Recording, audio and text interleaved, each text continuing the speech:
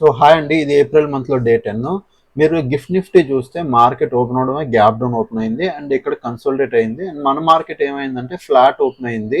ఇక్కడ flat open అయింది. మీకు అనొచ్చు గిఫ్ట్ నిఫ్టీ ఎందుకు గ్యాప్ డౌన్ ఓపెన్ అయిందంటే, ఏదైతే ఇరాన్ సీజ్ ఫైర్ మాట్లాడిందో సీజ్ ఫైర్ మీద లేరు అంటే నిల్చోలేదు, వాళ్ళు సీజ్ ఫైర్ ని బ్రేక్ చేశారు. దానివల్ల మార్కెట్ లో ఒక ఇంపాక్ట్ కనబడింది. మార్కెట్ అయితే కిందకి ఓపెన్ అయింది. ఈ రోజు ఏమైంది, మార్కెట్ ఓపెన్ అయింది అండ్ ఇక్కడ ఒక బై ఎంట్రీ వచ్చింది. మార్కెట్ ఈ పై వరకు వెళ్ళింది. ఇక్కడ మంచి ప్రాఫిట్ కనబడాలి, కానీ అసలు ఈ రోజు మేము ఏ ట్రేడ్ చేయలేదు అండ్ మార్కెట్ ఇక్కడ కన్సోలిడేట్ అవుతుంది. ఈ రోజు నేను ఎందుకు ట్రేడ్ చేయలేదంటే సింపుల్ రీజన్ నేను చెప్పాను. Today market trap and danger గా ఉంటుంది, సో పెద్ద వద్దు, లాసెస్ అయిపోతారని కూడా చెప్పాను.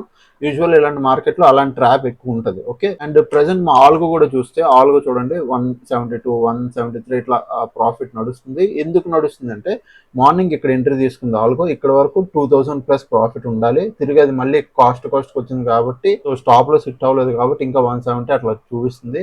ఇవి ఇప్పుడు మేము మాన్యువల్ గా ట్రేడ్ చేసుకున్నా, నేను ఇక్కడ ఎంట్రీ తీసుకుని ఇక్కడ వరకు ప్రాఫిట్ బుక్ చేసేసుకునేవాడిని నేనైతే.